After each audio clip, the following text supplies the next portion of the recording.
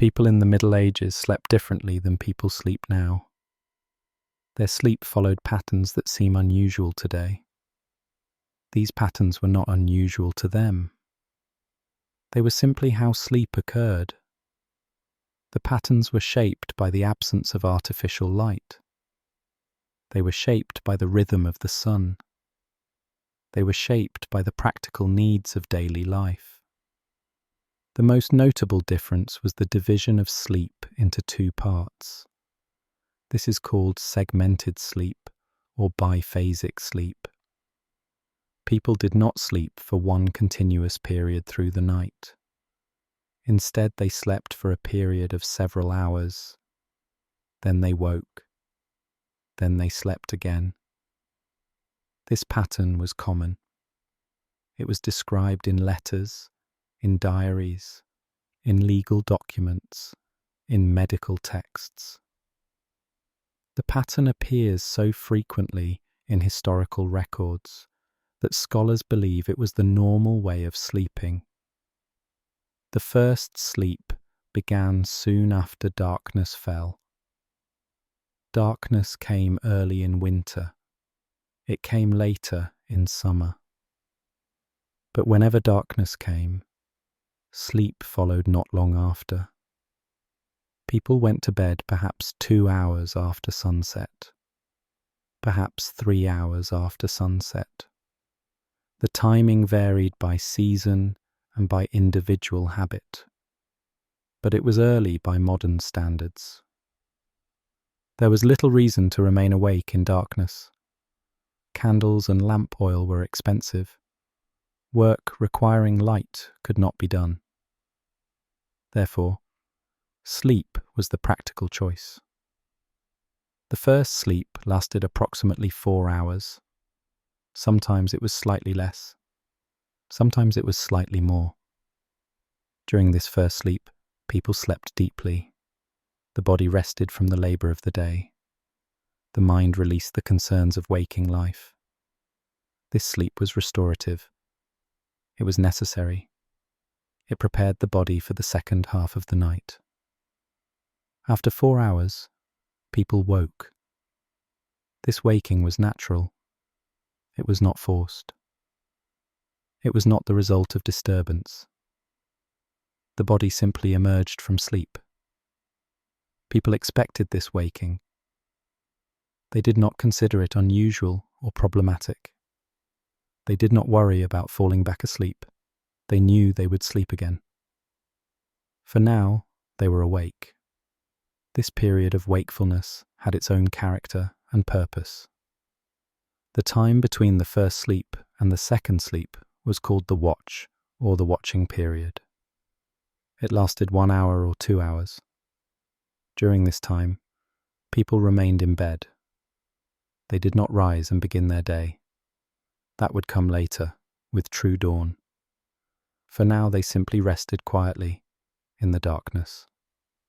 What did people do during the watch? Many things. Some people prayed. Prayer was a natural activity for this quiet time. The household was still. The world outside was still. In this stillness, prayer seemed fitting. People said familiar prayers. They reflected on the day that had passed. They considered the day to come. These prayers were quiet and personal. They required no light.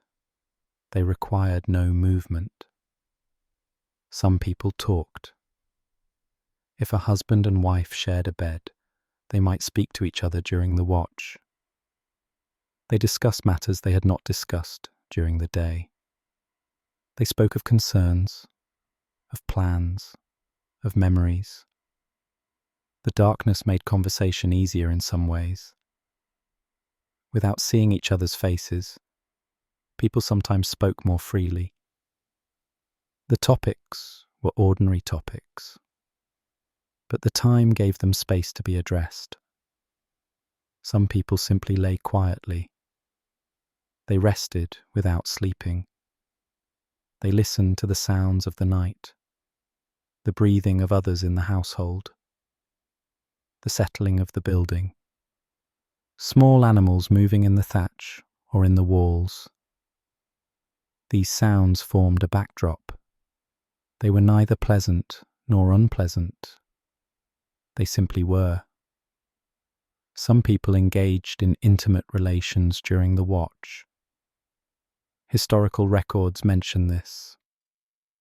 Medical texts from the period discuss it. The watch was considered an appropriate time for this activity. People were already in bed. They were rested from the first sleep. They had time before the second sleep. The privacy of darkness surrounded them. This was a practical arrangement. Others used the watch for practical tasks. Someone might tend the fire. Even banked, a fire might need attention during the night. Someone might check on a sick child or a sick animal. Someone might use the chamber pot. These tasks were done quietly. They did not disturb the overall stillness of the household. Some people thought during the watch. They allowed their minds to wander. Without the demands of the day, thoughts could follow their own paths. Solutions to problems sometimes came during this time. Ideas formed. The mind, partially rested, but not yet returned to full sleep, operated in a different mode. This mode was sometimes creative. It was sometimes productive. It was sometimes simply idle. The watch eventually ended. People felt sleep returning. This return was gradual. The body became heavy again. Thoughts became less distinct. The wakeful period faded. People settled back into their sleeping positions. They pulled their blankets closer. They allowed sleep to come. The second sleep was often lighter than the first sleep. Dreams were more frequent. People sometimes remembered these dreams upon waking. The dreams of the second sleep seemed more vivid than the dreams of the first sleep. Why this was so is not certain. Perhaps the mind was closer to waking. Perhaps the body was more rested and the mind more active. The reason does not matter. The observation appears in many accounts. Waking from the second sleep came with true dawn. Light began to fill the sky. Birds began to sing. The household began to stir. This waking marked the beginning of the day. People rose from their beds. They began their morning routines. The night was over. The pattern would repeat again when darkness returned. This segmented sleep pattern continued for centuries. It was the normal pattern for most people. Only with the advent of widespread artificial lighting did sleep begin to consolidate into one continuous period. Street lamps appeared. Candles became cheaper. Eventually, electric light arrived. With light available after dark, people stayed awake longer. They went to bed later. They slept in one block. The watch disappeared. The pattern changed. But in the Middle Ages, segmented sleep was simply how sleep occurred. It was not considered strange. It was not considered inconvenient. It was simply the pattern that darkness and light created. Sleeping spaces in medieval times were different from modern sleeping spaces. Privacy was rare. Space was limited. People shared sleeping areas with family members. In a small peasant household, the entire family might sleep in one room. Parents might have a bed. Children might sleep on straw mattresses on the floor. Sometimes children slept 2 or 3 to a mattress. Warmth was shared. Space was shared. This was ordinary. The bed itself, if a household had one, was a substantial piece of furniture. It had a wooden frame. It had ropes or leather straps stretched across the frame to support the mattress. The mattress was a large cloth sack filled with straw, or in wealthier households, with feathers. The mattress was thick. It provided some cushioning from the hard ropes beneath, but it was not soft in the way modern mattresses are soft. It was simply better than sleeping on the floor. The bed was often curtained. Curtains hung from a frame above the bed or from the ceiling. These curtains could be drawn closed around the bed. They provided some privacy. More importantly, they provided warmth. They kept drafts away from the sleepers. Medieval buildings were drafty. Walls had gaps. Windows had shutters but no glass, or only small panes of glass. The curtains around the bed created a smaller space to warm with body heat. Bedding consisted of sheets and blankets. Sheets were linen. Linen was cooler than wool. It absorbed moisture from the body. The sheets were not changed frequently by modern standards. Washing sheets required heating large amounts of water. It required labour. Therefore, sheets might be changed once a month, or less often. This was not considered problematic. It was simply practical. Blankets were wool. Wool retained warmth, even when damp. This was important in damp climates. The blankets were heavy. Their weight provided comfort and warmth. People slept under several blankets in winter. In summer, fewer blankets were used. The adjustment was simple and obvious. Pillows existed, but not everyone had them. A pillow might be filled with feathers or with straw. Wealthy people had feather pillows. Most people had straw pillows, if they had pillows at all. Some people simply used a rolled-up blanket or cloak as a pillow. This served the purpose. The head was elevated slightly. The neck was supported. This was sufficient. Sleeping positions in the Middle Ages were influenced by medical beliefs. Medieval medicine, based on ancient Greek and Roman sources, had specific ideas about healthy sleeping positions. The right side was considered the best position for sleep. Sleeping on the right side was thought to aid digestion. It was thought to promote good health. Many medical texts recommended this position.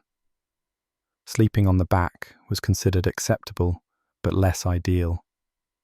Sleeping on the left side was generally discouraged. It was thought to put pressure on the heart. It was thought to impede digestion. These beliefs were widespread. Whether people actually followed these recommendations is less certain. People sleep in the positions their bodies prefer. But the recommendations existed and were known. Sleeping sitting up was sometimes practiced. Very old people or sick people might sleep propped up with pillows or bolsters. This was thought to ease breathing. It was thought to prevent certain humours from settling in the lungs. Whether this was medically beneficial is unclear. But it was a recognised practice. People slept in their undergarments. They did not have specialised sleeping clothes. They wore the same linen shift or shirt that they wore under their day clothes. Removing all clothing would mean being cold. Keeping the undergarment on retained warmth and modesty. This garment might be changed occasionally, though not as often as would be common now. Washing clothes was labour-intensive. It was done when necessary, rather than on a fixed schedule. In wealthier households, people might have a nightcap or night coif. This was a simple cap that covered the head. It retained heat. Much body heat is lost through the head. Covering the head while sleeping was practical. It was not purely decorative. The nightcap served a function. Shared sleeping was common at all levels of society. In peasant households, family members slept near each other for warmth. In noble households, servants might sleep in the same room as their masters. A lady's maid might sleep on a small bed or pallet in her mistress's chamber. A squire might sleep in his lord's chamber. This proximity was normal. It was expected. Privacy as a value was less emphasized than it would later become. Children routinely slept together. Siblings shared beds. This was practical. It saved space. It saved bedding. It provided warmth. Children became accustomed to sleeping with others. They did not expect to sleep alone. The idea of each child having their own room would have seemed strange and wasteful. Even among adults, sharing beds was common when travelling. Inns had limited space. Travellers might share a bed with strangers. This was accepted. It was not considered improper unless the strangers were of different sexes and not married. Same-sex strangers sharing a bed was ordinary. They slept on opposite sides of the bed. They minded their own business. In the morning, they parted ways. The sounds of sleep surrounded medieval people. In a shared sleeping space, people heard each other breathing. They heard snoring. They heard coughing. They heard movement. These sounds were familiar. They were the sounds of the household at rest. They were not considered disturbances. They were simply part of sleeping in proximity to others. Animals sometimes slept near humans. In cold weather, animals might be brought into the dwelling. A pig might sleep near the fire. Chickens might roost inside. Dogs certainly slept inside. These animals provided warmth. Their presence was practical. Their sounds and smells were accepted as part of the environment. The rhythm of sleep followed the rhythm of light and darkness. This rhythm changed with the seasons. In winter, nights were long. People slept more hours because there were more hours of darkness. In summer, nights were short. People slept fewer hours because there were fewer hours of darkness. This variation was natural. The body adjusted to it. The timing of sleep also followed seasonal patterns. In summer, people might go to bed when it became fully dark, perhaps around 9 or 10 o'clock. They might wake at 4 or 5 in the morning, when light returned. In winter, people might go to bed at 7 or 8 o'clock when darkness fell early. They might sleep until 6 or 7 in the morning. The pattern shifted with the sun. This connection to natural light meant that sleep was strongly regulated by nature. There were no clocks to dictate bedtime. There were no schedules imposed by artificial lighting. The body responded to darkness by producing sleep. The body responded to light by producing wakefulness. This created a sleep pattern closely aligned with biological rhythms. Nighttime was not silent. Villages and towns had sounds even in darkness. Church bells rang for night prayers. Watchmen called the hours in larger towns. Dogs barked. Doors closed. People walked past on the street. These sounds were occasional. They broke the general quiet, but did not destroy it. They were the sounds of a community continuing its life at a reduced pace. Inside the dwelling, the fire provided some light, even at night. Banked coals glowed faintly. This glow was comforting. It meant the fire still lived. It meant the house was not in complete darkness. If someone needed to move during the night, the faint glow from the fire provided just enough light to navigate. The chamber pot was kept near the bed. People used it during the night without needing to go outside. Going outside in the dark would be inconvenient and possibly unsafe. The chamber pot was practical. It was emptied in the morning. Until then, it served its purpose. Its presence was unremarkable. Dreams were taken seriously in medieval culture. Some dreams were thought to be messages from God. Some dreams were thought to be temptations from the devil. Some dreams were thought to be the result of indigestion or illness. People paid attention to their dreams. They sometimes discussed them. They sometimes sought interpretation. But most dreams were simply dreams. They came and went. They were forgotten. Nightmares occurred. The word nightmare comes from this period. It originally referred to a demon thought to sit on the chest of a sleeper, causing difficulty breathing and frightening dreams. People believed in such demons. They took precautions against them. They said prayers before sleep. They made the sign of the cross. These actions were thought to provide protection. Whether nightmares were less frequent as a result is unknown. But the belief was sincere. Sleep was understood as necessary for health. Medieval medical texts discussed sleep at length.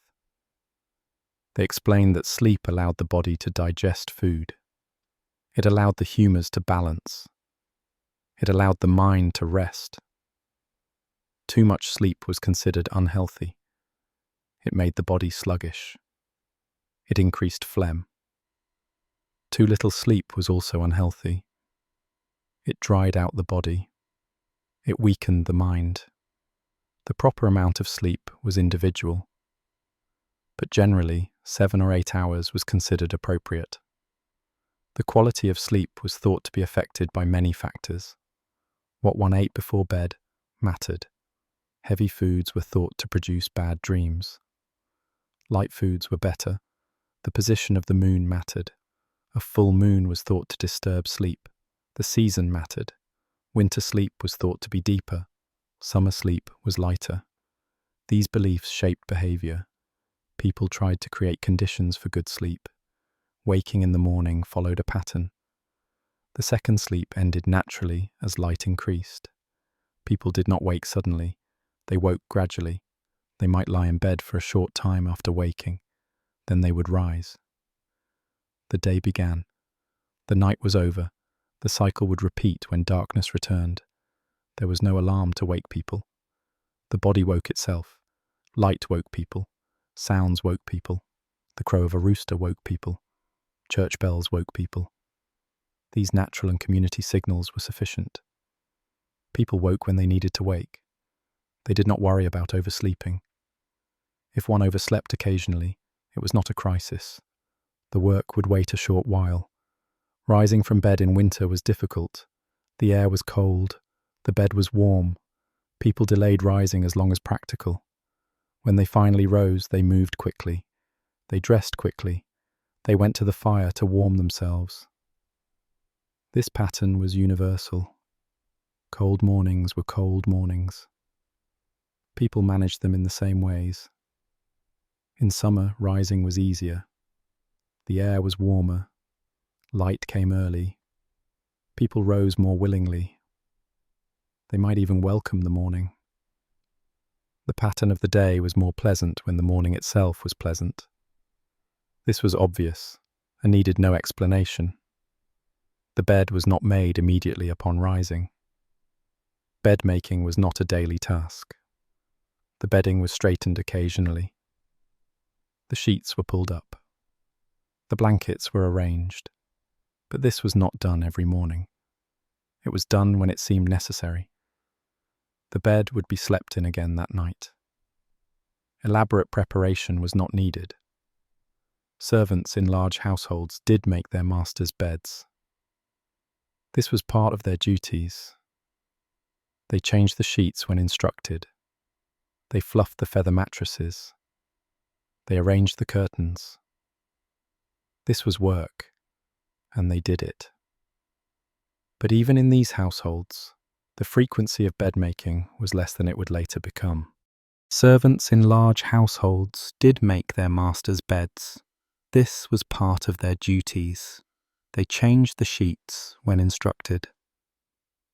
They fluffed the feather mattresses. They arranged the curtains.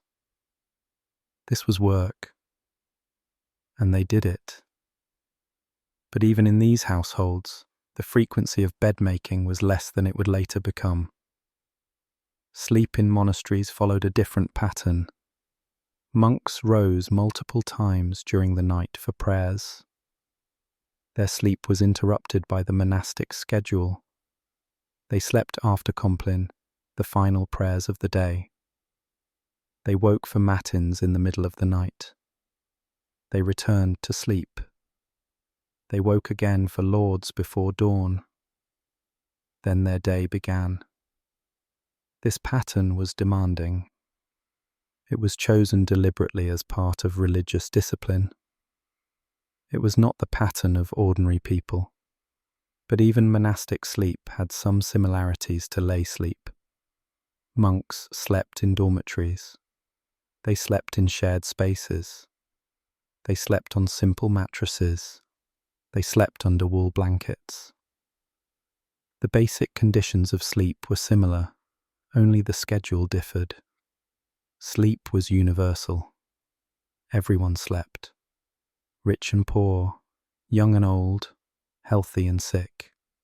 Sleep came to all. The conditions varied. The comfort varied. But the need was the same. The body required rest. Sleep provided rest. This was unchanging. The strangeness of medieval sleep, from a modern perspective, lies mainly in the segmented pattern. The watch seems odd.